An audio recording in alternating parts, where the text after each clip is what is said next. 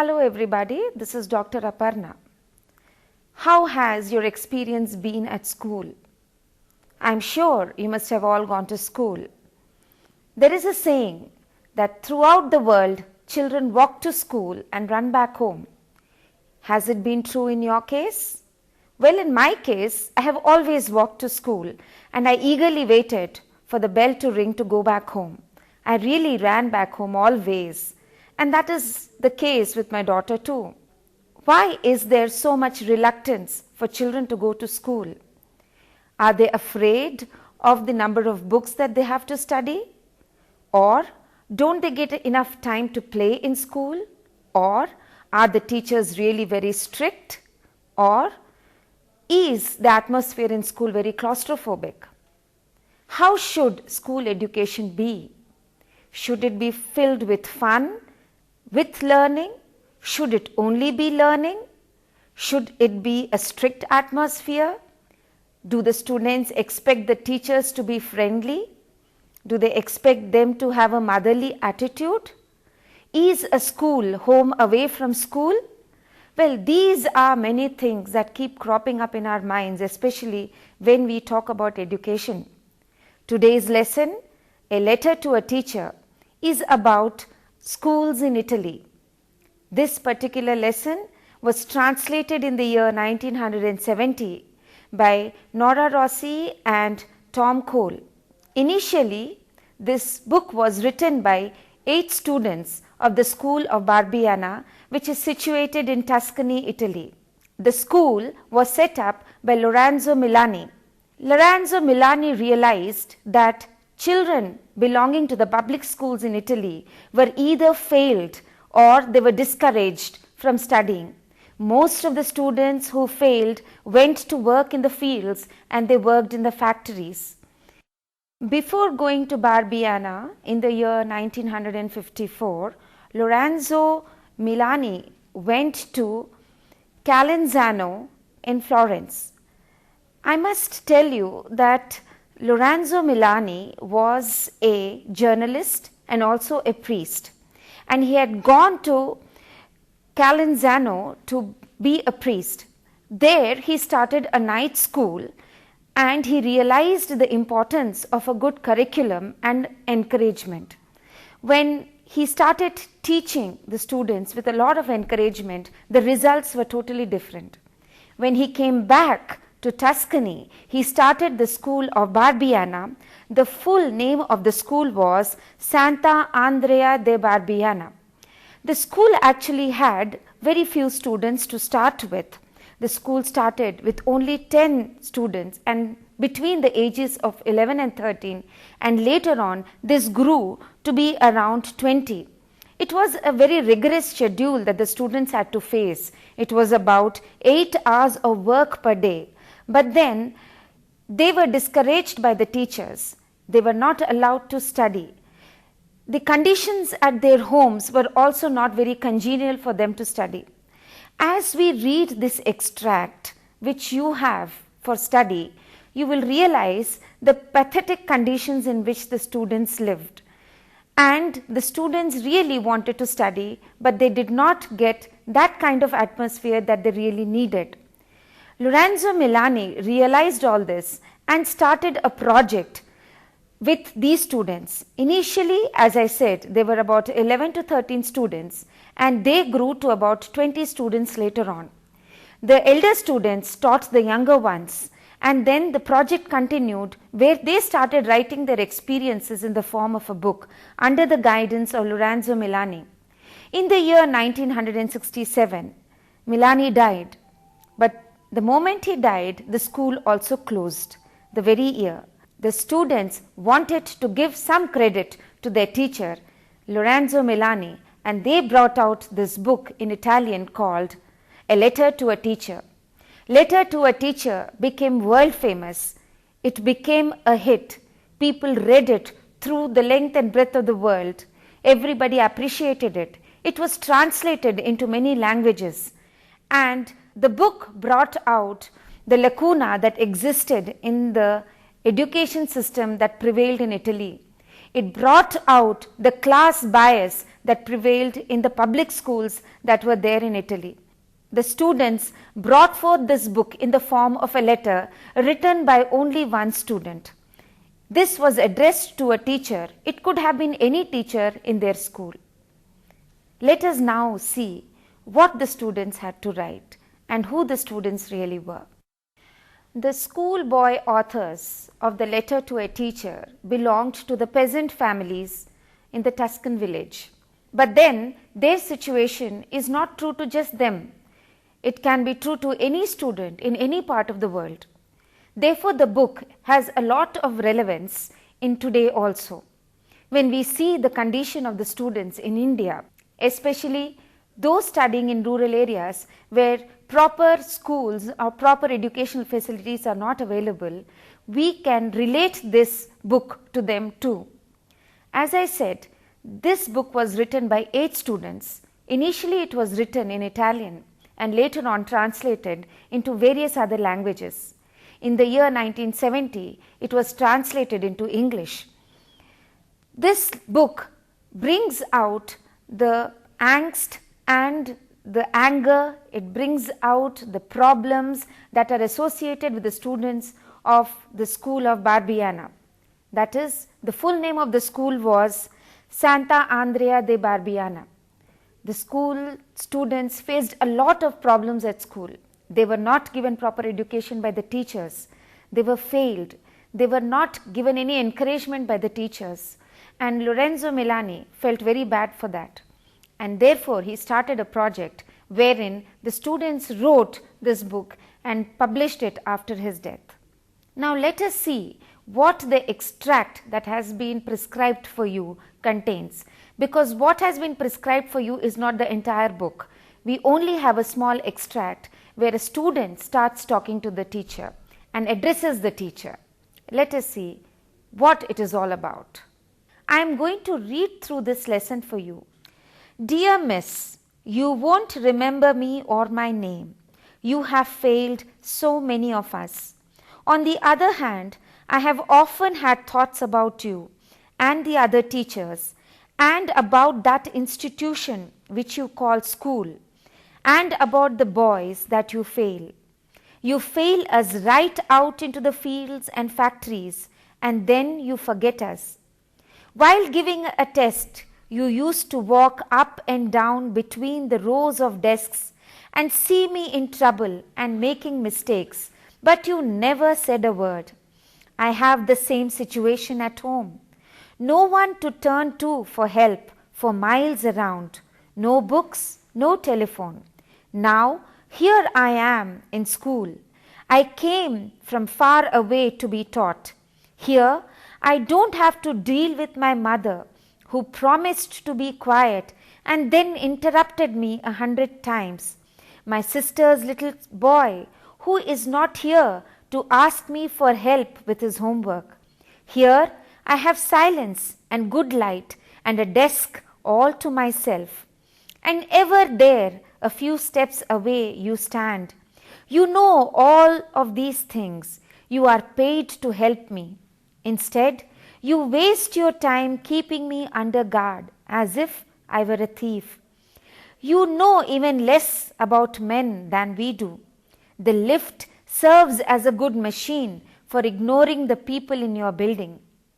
The car for ignoring people who travel in buses.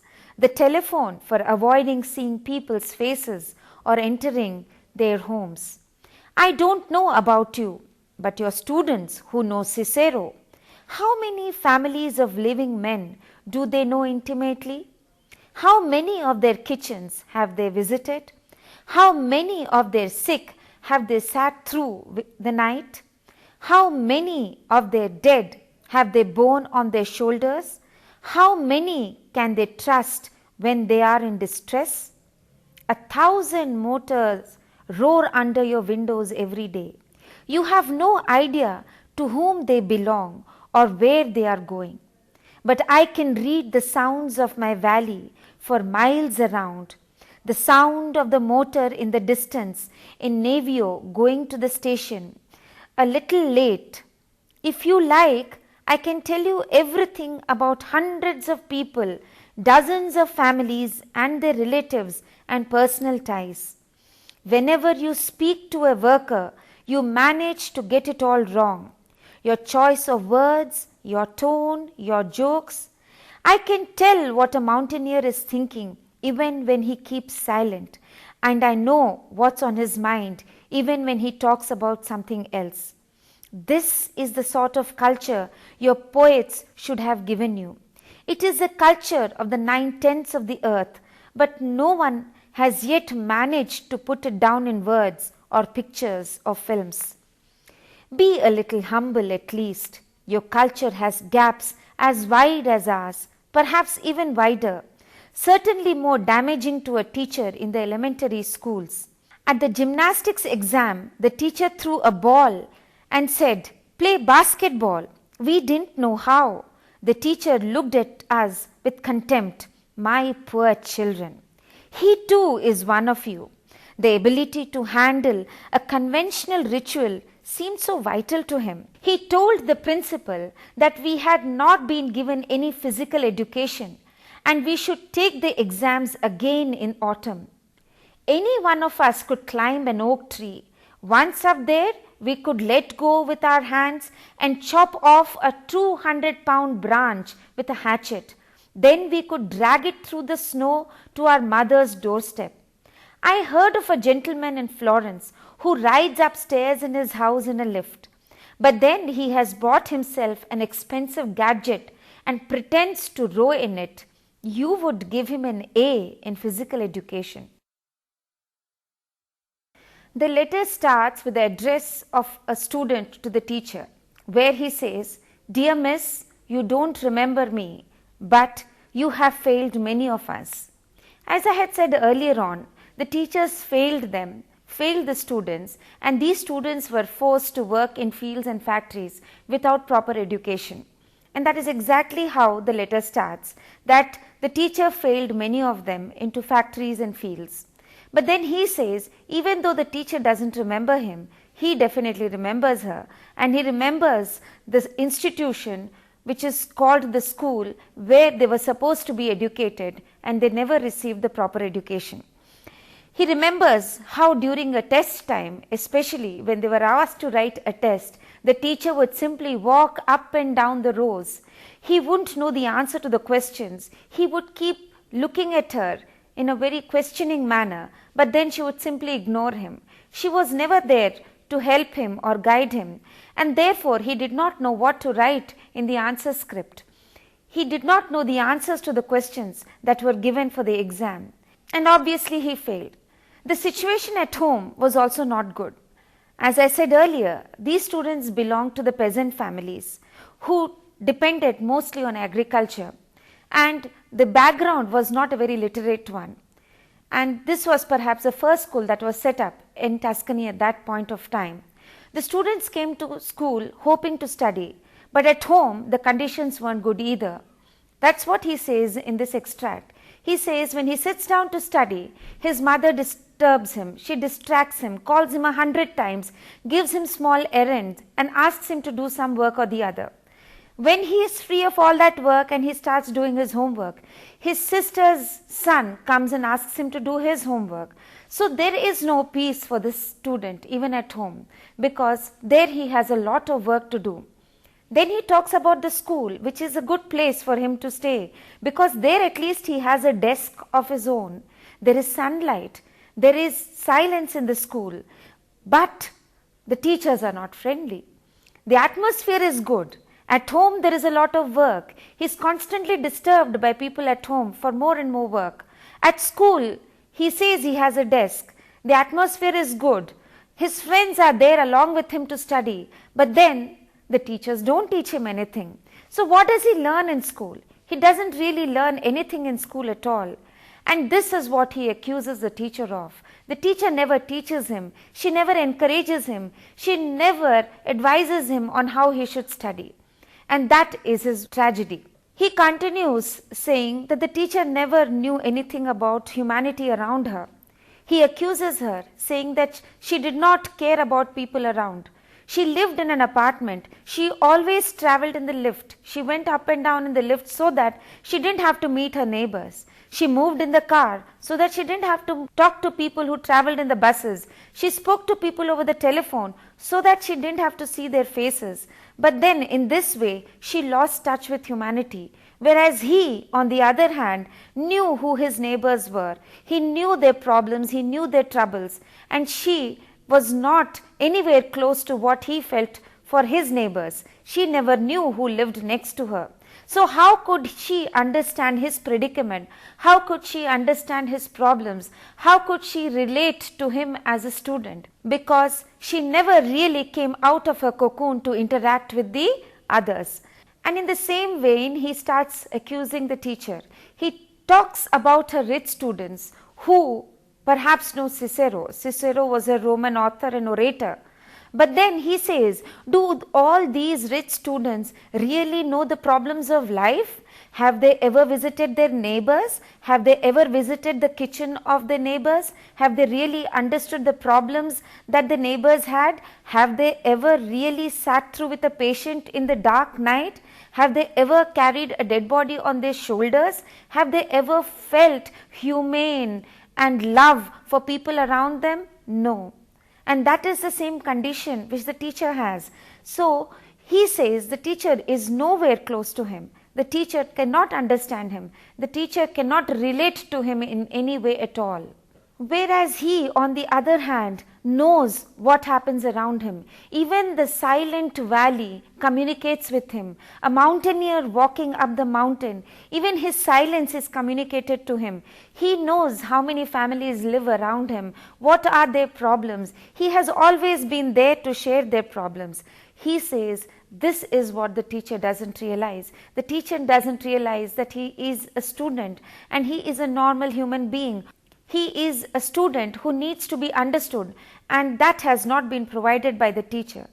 He tells her that she reads so much of poetry. Poetry should have given her some knowledge about life, but then alas, she never learnt anything from poetry either. He wants her to be humble. He tells her to be humble. He tells her to talk to him properly. He says when she is talking to workers, she is very rude. Her tone is different. She is very arrogant. He tells her it is culture to treat people well. It is culture to treat them with love, with affection. This culture is not written in any book. This has to be imbibed. This has to be there in us from the time we are born. It has to come down to us from our parents and from our teachers. When the teacher doesn't have this culture, how does she expect the students to have? And this kind of accusations that he gives to the teacher continues throughout this particular extract that we read. Then he goes on to talk about the games teacher, the gymnastic teacher. He says that when they were in the ground, he just gave them a ball and asked them to play the basketball. He never taught them the rules of the game. He never taught them how to play the game. He simply asked them to play. He says, how can the students understand how to play basketball when they are not taught? And when they don't pass the test, the teacher goes to the principal and tells the principal that the students didn't learn anything at all and therefore they should be failed and they should rewrite their test. This is the kind of teachers that the students in the school of Barbania had, who never taught them anything, who always failed them, and this disheartened the students, this discouraged the students. The student says the gymnastic teacher did not understand his capability. He could climb a tree single-handedly, take a hatchet, leave his hands free and cut a 200-pound branch with ease and slowly drag that branch to his mother's doorstep. Now, is he not capable of playing a simple game like basketball? A person who could do so much of physical activity of climbing a tree and breaking off the branch and bringing to the mother's door, he says he is definitely capable of playing basketball, but the teacher never understood that. The teacher never gave importance to that. He kept failing him because he belonged to a poor family. Whereas if it were a rich student who had an exercising machine in the house, that student always got an A grade. That student always was appreciated by the teacher. So it is class distinction, it is class bias. Students belonging to poor families, students belonging to the peasant class were not given any importance, whereas students belonging to richer families always got A grades, they were always encouraged and they were always asked to go ahead in life. The letter to the teacher was written by country children who were teenagers and young. They brought out their experiences in this book, which was actually written in Italian and later on, as I said, translated in various languages including English. The moment this book came out, it became a great hit. People started reading it and they understood the problems that existed in Italy at that point of time. They realized the problems that peasant students or poor students were facing in the schools of Italy. Lot of changes were required and lot of changes were needed to be brought about at that point of time. This book had a unique style. The Italian readers at that point of time were reading very long sentences, flowery language, lot of adjectives that were used. But then this book was a refreshing change. This book was written in the language spoken by the people. It was written briefly, it was written to the point, the language was easily understood by everybody, and then it was appreciated by people all around. The I in the book is actually all the 8 students together who have written this book. So the I represents all the 8 students of the school of Barbiana. The you that is there in the extract is the teacher. It could be any teacher that taught them and didn't teach them well, and perhaps they all failed because of her. So the you in the extract is any teacher that came to their imagination. This method of working as a team, pooling their ideas together as a team was extremely encouraging. They were able to put all their ideas, and these ideas were supported with graphs, it was supported with statistics and so on and so forth. It was not just a small book, it was a volume wherein the people could read and understand the problems that existed in the education system at that point of time. And so it left an indelible mark in the minds of the readers, it left an indelible mark in the minds of the critics, and even today if it is read, and if it is critically analyzed, if it is understood, we see that this book has a lot of common with our education system also.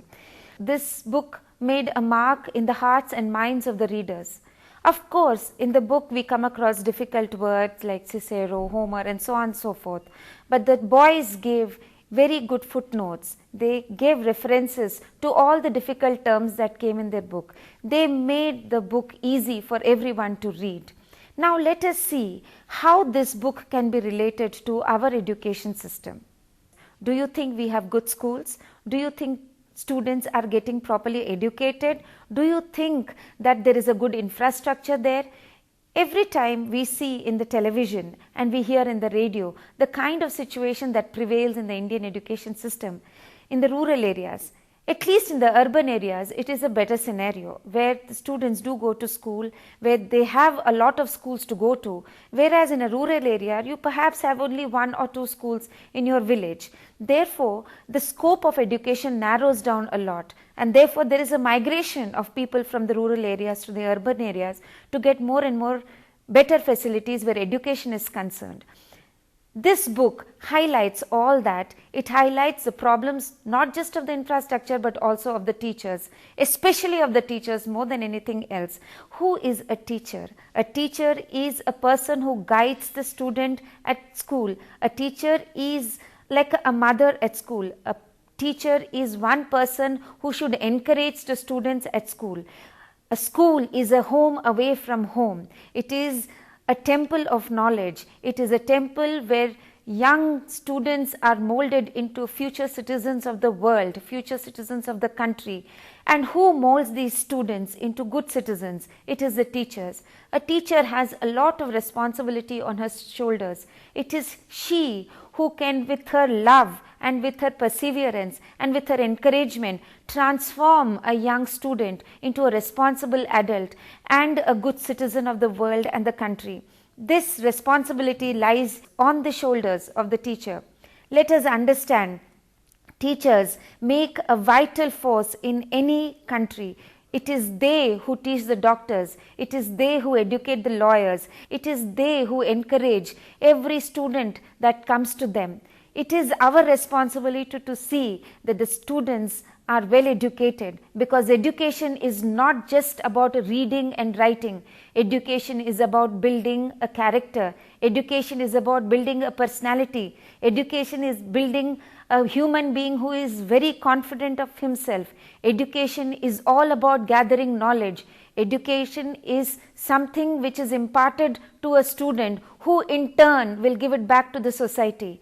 Therefore, the role of a teacher is very important, and the responsibility of teacher is that much more. The letter to the teacher is perhaps one of the most strongly protested letters ever written by a student to his teacher. It should open the eyes of all the teachers around the world and make them realize their responsibilities, so that they take stock of what they should do with their students. I hope you have enjoyed listening to this lesson as much as I have enjoyed teaching it to you. Thank you.